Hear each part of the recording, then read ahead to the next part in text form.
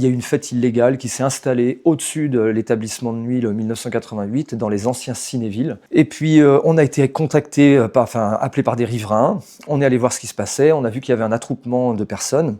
On a appelé la police. La police est venue, a géré toute la mise en place de la sécurisation du site. Il y a eu à un moment donné un débordement entre la police et puis les fêtards parce que visiblement c'était une rave party légale. Il y a eu des échanges de gazeuses lacrymogènes entre échanges de bouteilles lancées par les jeunes. Et puis ces effets de lacrymogènes se sont engouffrés dans les salles de cinéma. Parce qu'il y a beaucoup de gens qui pensent qu'on a, nous, gazé mon équipe de sécurité dans les salles de cinéma, mais pas du tout. Nous, on était à notre travail à ce moment-là. C'était les policiers. C'est les policiers, mais ils n'ont pas gazé dans la salle. Les gens se trompent. C'est les aérateurs qui font le remplacement de flux d'air, qui ont attrapé l'air de l'extérieur pour les emmener dans les cinémas. Évidemment, quand les lacrymos ont été balancés, c'est des grenades, sur le devant des portes, les aérateurs ont aspiré les lacrymos et ont envoyé ça dans les salles de cinéma.